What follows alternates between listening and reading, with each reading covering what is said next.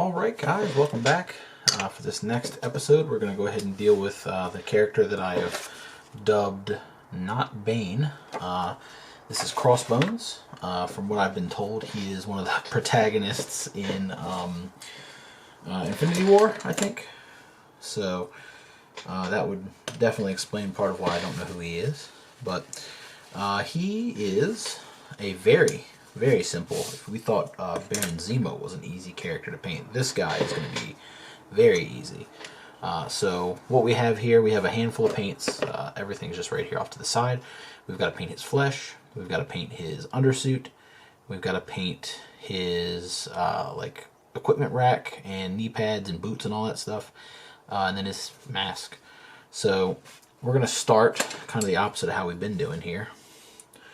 We're going to go ahead and start in the face area, just because of the way his mask is layered. So I think I'm going to take this opportunity to go ahead and I guess base coat all of the black areas first. But if you wanted to kind of like start there and then work your way out, whatever works easiest for you. But I think I am going to go ahead and base coat pretty much everything in Corvus Black, except for the white on the face mask. And that's just because that will make my life slightly easier to not do that. So we're going to start with just the eye holes here. And like I've said in previous videos, this is the first phase of everything, so we don't need to worry too much about being neat here. The idea is we're just going to cover everything we can, everything that's going to be that black. And the reason I like to use Corvus Black is because it's like a really dark navy. It's really good in the sense that I can still shade it down if I need to. I don't know if I will, but I like to give myself the option. And then it's kind of like the exact same reason I would never use like a pure white, is because I still want to be able to use those highlights. So pretty much all the equipment racks and stuff like that, the vest, the bulletproof vest, the gloves, knee pads. There's not a ton of black on here, but he's a very dark model. It's just that there's like all the details themselves are black. And then like the green is pretty muted down, so it's more of a neutral green. So I'm gonna go ahead and do this. We'll be back. Okay, so all the black stuff is done. I have taken one liberty here. I'm not gonna paint his boots in black. I'm gonna paint them in like a dark brown. Just so there's a little bit of differentiation between some of the colors.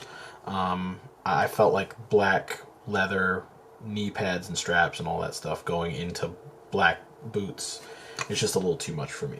So we're gonna take some artistic freedoms there. So the next color we're gonna use, I'm gonna grab some army painter. We're gonna get some army green. And we're just going to color all of the undersuit, so the pants, the shirt, and that's pretty much it. So let's grab like a small brush so we can get the small finer areas first, and then we'll work our way out. So kind of inside here.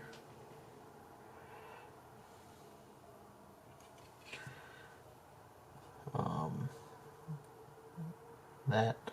Now this is, you know, in my typical style, we're starting messy. And then as we progress across the mini, we're going to have to be neater and neater and neater as we go along. I like to work that way just because it makes my life pretty easy. You know, up till the end anyway, when you have to be neat. But if you prefer to paint neat, that's fine as well. Just, you know, follow along however works best for you. So I'm going to go ahead and finish painting all the green details on this, and then we'll come back. Alright, so all the green is ready. Now I will admit this is a little brighter than I wanted it to be, but we're going to wash it down. But if you want to use something with a similar hue but darker, go for that instead. So next we're going to take a little bit of Rhinox hide. I don't really need a lot of this, but it seems to all want to come at once. And this is going to be what we use for our boots. So I'm just going to kind of come in here and grab the boots. Now I also need to, I've missed the bottom of the pant legs, but that's okay.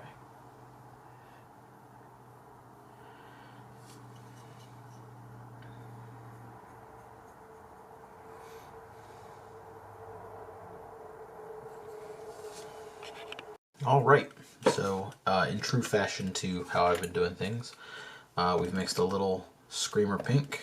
We've got that right here. We're just going to add the tiniest bit of this, so like maybe a quarter of that, to some flesh. And we're just going to use that as our kind of base flesh tone. I really like the way this kind of naturally shades the skin. So it makes the perfect base coat, in my opinion. Now if you want to use less, that's fine, but you know, I recommend adding just a little bit. So we're going to cover the arms, and that's it. I guess we could get in there and get his neck just a teeny bit. I might need a smaller brush for that, but yeah. So arms is the majority of the work here.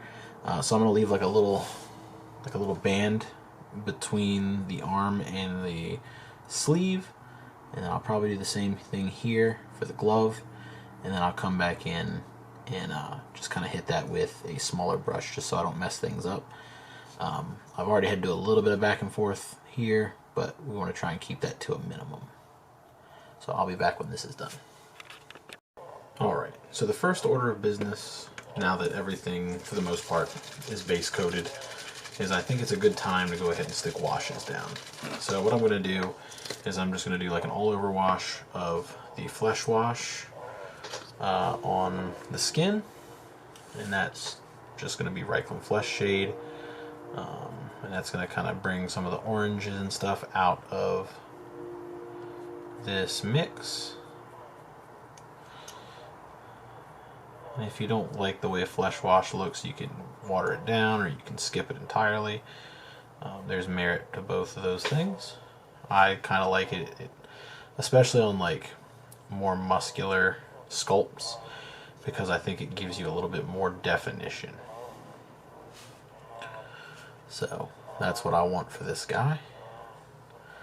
Now whether or not every other character gets a wash is another story. But we'll certainly see what happens as we get to them. So just move that wash around, just one little brush full should be enough for each arm.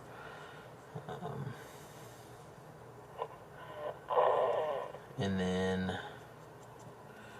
a little in the neck here. There we go. Might just put a touch more in there. Yeah, that's better. Alright. And then for the rest of the model, I'm going to do just a unifying wash. You could do either brown or black. I'm going to go with brown just because it's going to complement the green tones and it'll tie the dark tones into that. Now if you want to skip those and doing this, or if you want to even do them separate colors, that's fine. I'm going to focus my wash here on the greens, but I'm going to pull it into the black areas. So, you know, just kind of bring it up here. And it'll kind of add like a warm shadow to what you're doing. We're also going to get it on the boots and just kind of spread that around all over the place. So I will be back when that's dry. Alright, and while that wash is drying, we can do one other thing. Let's go ahead and put in some ash gray, or just I'm going to use like a medium gray here. And I'm just going to paint all his face details. Now I'm going to try and take special care to avoid the eyes, because they are supposed to be white. This dude kind of looks like Spawn a little bit, like in the face.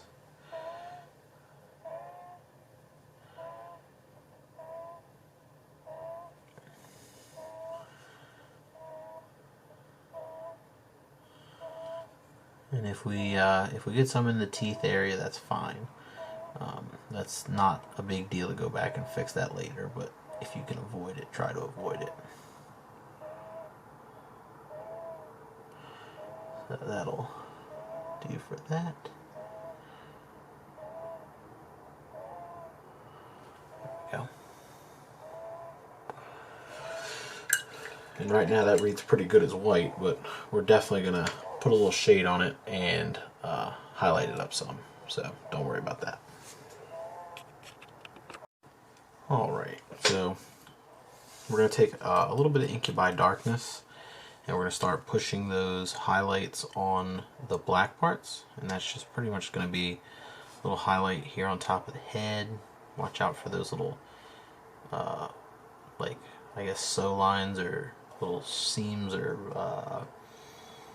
that's what I'm looking for. They're essentially like little panel lines on the head. So we're just going to get the top of the head.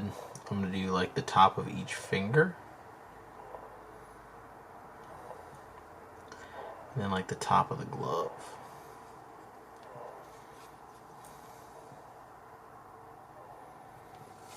And then I'm gonna switch down to a smaller brush, because everything else is pretty much just like detail work here as far as this highlight's concerned. We're gonna grab like the top of the knife here, because that's in a case. We're gonna grab like just little details. Just grab the top of like everything. You know, not saying that you have to highlight every single thing, but if you're going to highlight something, just highlight the top of it. So, for example, a gun holster, we're just going to grab like that top facing edge. Don't forget these knuckles.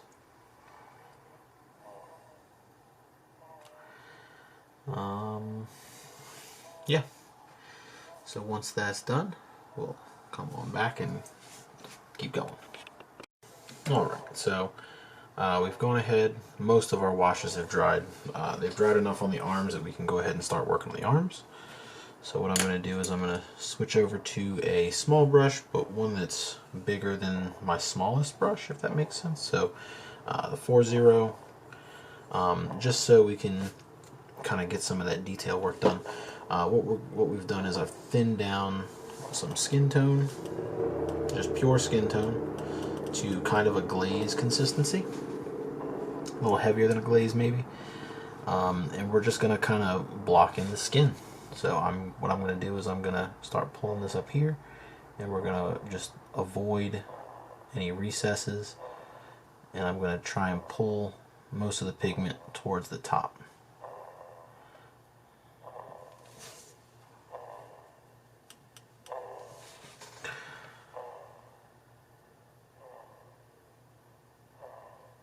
I don't think this brush is actually suitable for this.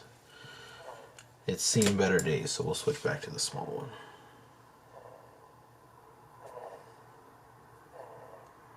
There we go. Alright, so we're going to work on getting rid of these hot dog arms. He's kind of looking like Hulk Hogan a little bit here with these with these pinkish arms. But we're going to start glazing in some of this color. Now that should dull down a little bit as it dries, and then we'll assess whether or not we need more layers. But what I'm going to do is I'm just going to kind of start blocking in these muscle groups a little bit, and then I'll determine if I want to highlight this further. So I will be back once the skin is done. Okay, so you can tell I've started the base a little bit, but we're not covering bases anymore in these videos. I think you guys get it. So now we're going to go back to our original green, and what I'm going to do is I'm just going to grab the highlights, so like the edge of this pocket here, the tops of these folds,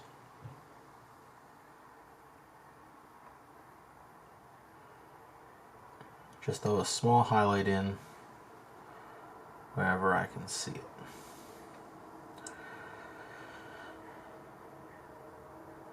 Go. And we're going to go ahead and do this on all the green parts, and that should be a wrap on those. Alright, so here's where we're at.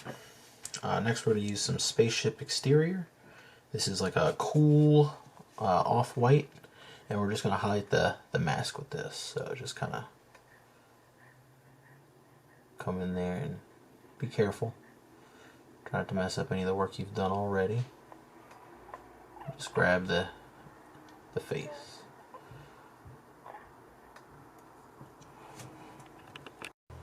Alright, so our last order of business is going to be metallic paints. So we're going to bust this down to the dry palette.